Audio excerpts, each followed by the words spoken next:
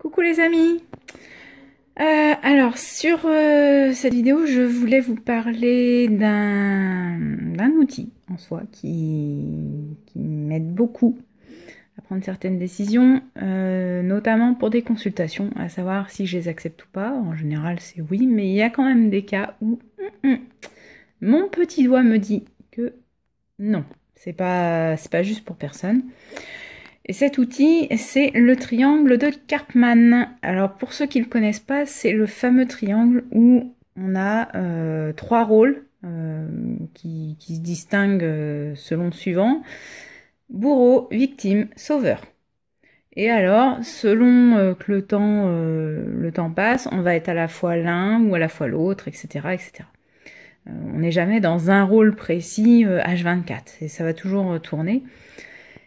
Et donc quand j'ai des personnes qui sont dans ce triangle-là, alors ça peut être, en général ça va plus être sous le rôle de victime, hein, justement. Clairement, quand je vois dans des mails ou que je discute avec la personne et que je sens qu'il y a ce rôle de victime et que finalement la personne donc cherche... Si elle dit chercher à aller mieux, qu'elle cherche un thérapeute ou une thérapie, donc quelque chose qui vient de l'extérieur de ce triangle pour aller mieux, clairement ma réponse elle est non. Pourquoi ? Parce qu'en fait ça va être une perte de temps pour moi et une perte d'argent pour elle.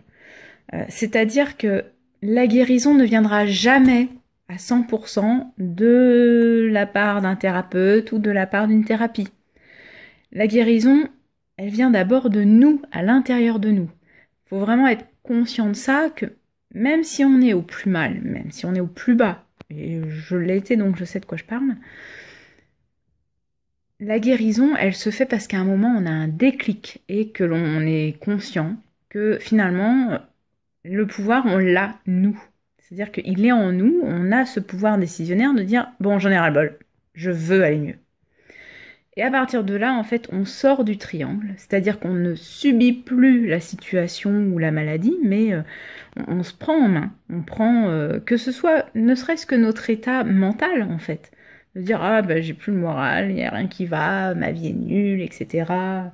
Je vais pas bien, donc voilà, je souffre, je cherche une aide extérieure, je veux guérir. Bah, ça, c'est le discours typique où, bah non, en fait. Là, quand je prends connaissance de discours comme ça, j'ai juste envie de dire, ben, désolé pour toi, mais là, en fait, t'es pas prête de guérir parce que tu cherches uniquement une solution de l'aide extérieure. Et en fait, en soi, la personne se positionne uniquement en tant que victime, donc à subir. Et en fait, en tant que système énergétique, on va dire qu'elle ne dégagera rien. C'est-à-dire qu'il n'y aura même pas une petite impulsion sur laquelle on va pouvoir se baser pour travailler. Et il faut bien que le travail soit amorcé donc par cette personne-là. Et pareil, un autre signe aussi, c'est les personnes qui s'identifient à leur maladie. Alors, je peux comprendre, ou à un traumatisme, je peux comprendre que oui, n'importe quel traumatisme peut justement impacter sur le présent. Mais tant qu'on restera à s'identifier à ce traumatisme-là, à ce qu'on a subi, à une maladie, en fait, tant qu'on sera identifié à ça, ça veut dire que même si la personne consciemment, elle fait la démarche de contacter, alors que ce soit moi comme thérapeute ou quelqu'un d'autre, pour avoir une aide, en fait, ça marchera pas. Parce que ça veut dire que, clairement, elle est en train de s'identifier à la maladie. Donc, la maladie est une part d'elle, ou le traumatisme est une part d'elle. La personne qui dit vouloir aller mieux, son subconscient, en fait, il n'a pas envie. Parce que il va dire, attends, non, j'ai pas envie de me délester d'une partie de moi, en fait. Donc, non, vas-y, dis ce que tu veux, toi, là, mais en fait, non, moi, surtout pas, je veux pas guérir, je veux garder cette partie de moi. Donc, finalement, même si j'acceptais de recevoir une personne comme ça en consultation, pour une prestation, en fait, ça servira à rien, parce que je sais très bien que au final, la personne, une fois que ça serait fait, me dirait non, ça va pas mieux, je sens pas de mieux, je ressens pas de bien, etc. Parce que évidemment, en fait, comme elle s'identifie à la maladie, c'est comme si je m'identifiais à mon pied. Voilà, je m'identifiais à, on va dire, mon pied droit. Voilà, mon pied droit, c'est moi. Puis à un moment, ah oui, mais mon pied droit, il prend beaucoup de place, etc. Je voudrais qu'on travaille pour que vous puissiez me l'enlever. Bah non, puisque comme je m'identifie à ce pied, si on me l'enlève, ce qui est aberrant, hein, je suis d'accord, l'exemple est complètement stupide, mais si on me l'enlevait, en fait, ça voudrait dire que je suis plus cette même personne que je suis actuellement. Donc ça voudrait dire que finalement je suis qui? Enfin, je serais complètement déboussolée. Donc c'est pour ça qu'en fait, si on analyse le subconscient, on sait de suite que la demande, elle n'est pas propice à une guérison. Même si dans le conscient, la personne, elle pense foncièrement faire une demande de guérison, en réalité, pas du tout. Si on gratouille un peu, du moment qu'il y a le triangle de Karpman, c'est fichu. Ça veut dire que non, la personne, elle reste dans cette optique-là. Pourquoi je vous fais aussi cette petite vidéo? Parce que justement, sur un exemple très précis que j'ai pu rencontrer il y a même pas une semaine de ça, où la personne disait oui, donc en gros elle avait subi des violences sexuelles dans sa jeunesse, et donc tout son blablabla était tourné dans je suis une victime, voilà, j'ai vu nombre de thérapeutes, j'ai dépensé plein d'argent, etc. Donc déjà ça aussi c'est un indice qui peut vous en tant que patient ou demandeur en tout cas, vous alerter, de vous dire ah mais c'est peut-être pour ça que ça marche pas, parce qu'en fin de compte si j'ai vu plein de thérapeutes et plein de thérapies, est-ce que en fait je suis pas dans ce triangle-là? Et peut-être que j'ai d'abord à en sortir pour ensuite me tourner vers une thérapie. Voilà. Et du coup, donc vraiment c'était inscrit noir sur blanc, comme quoi elle subissait ça. Et donc de suite j'ai analysé que c'était une personne qui était dans ce triangle-là. Donc je l'ai conseillé comme j'ai pu, en disant mais c'est votre pouvoir, il vous appartient à vous en fait. Vous n'êtes pas là à subir, c'est pas vous rendre service que de vous reconnaître en tant que victime, parce que ça veut dire que j'appuie encore plus sur le fait qu'elle soit dans ce triangle-là. Donc je dis non, ce ne sera pas vous rendre service, et même si vous avez, je le conçois, vécu quelque chose de dramatique, c'est pas ce qui vous définit en tant qu'être aujourd'hui, d'accord, vous avez eu ça, mais ce n'est pas ce qui vous compose aujourd'hui. J'ai le pouvoir, le vrai pouvoir de guérison, il est d'abord dans votre main, enfin dans vos mains, et prenez-en conscience pour aller mieux. Et de là, elle a commencé à avoir des réponses qui tapaient toujours un peu à côté de ce que je lui mettais, c'est-à-dire non, mais là je comprends pas ce que vous me dites, ou je suis pas d'accord parce qu'il y a ça, et elle parlait d'autres choses en fait qui n'avaient pas franchement à voir. Et donc pareil, j'appuyais aussi sur le fait que, et une autre personne lui avait dit, non mais en fait de toute façon tout ce qu'on vit, on le subit pas, puisque notre âme a choisi ça avant de s'incarner. Donc ça fait partie de notre contrat d'âme, il faut juste qu'on arrive à sortir la tête hors de l'eau et avancer pour grandir.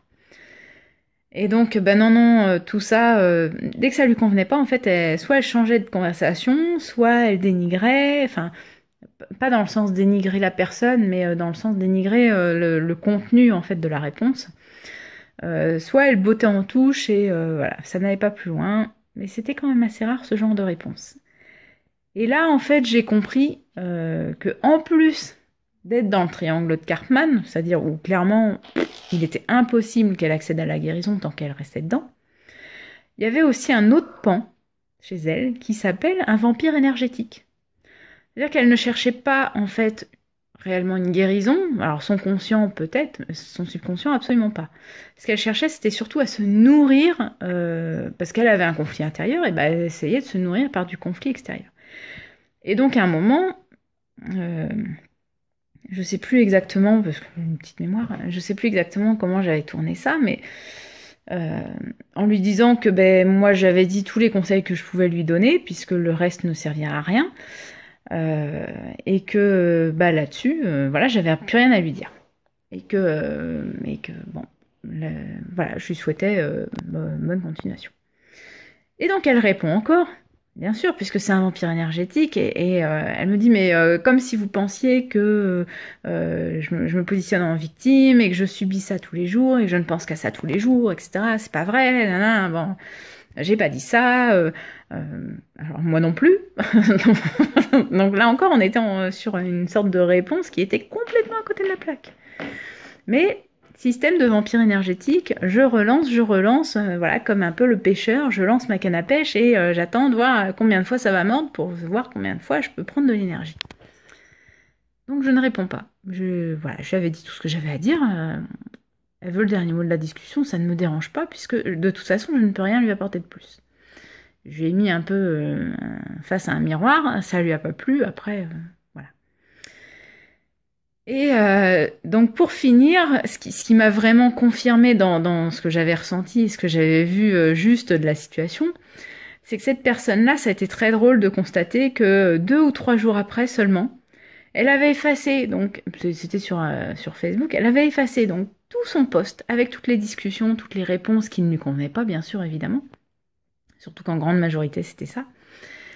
Et elle en a refait un.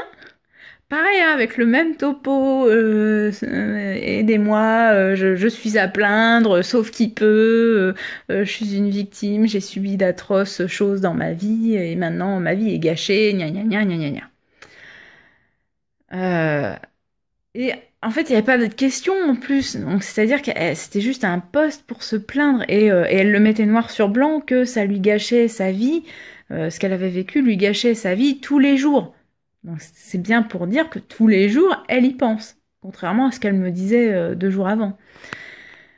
Donc en fait, j'ai même pas répondu parce que et là, je pense que le post, bon, j'ai complètement bloqué parce que j'avais même pas envie d'avoir les notifications ni rien. Et je pense que cette personne-là, là, ça lui allait parce que du coup, elle se faisait plaindre. Et toutes les réponses, c'est dans ce sens-là, ma pauvre, je suis déçue pour vous, vous avez vécu des choses atroces, etc. Et ce qui est marrant, pour finir sur cette petite vidéo, c'est qu'on avait également quelques thérapeutes qui arrivaient en mode sauveur. C'est-à-dire toujours dans le triangle de Karpman, mais en mode sauveur. Hop, hop, hop, moi j'ai telle thérapie, je peux vous aider à aller mieux, contactez-moi, etc. Et là, je vous alerte aussi, hein, vous qui souhaitez peut-être un jour consulter, de faire attention à ce genre de personnes, parce que un thérapeute qui est encore dans le triangle de Karpman, ça veut dire qu'il n'est pas thérapeute pour les autres, il est d'abord thérapeute pour lui, pour être en tant que rôle de sauveur.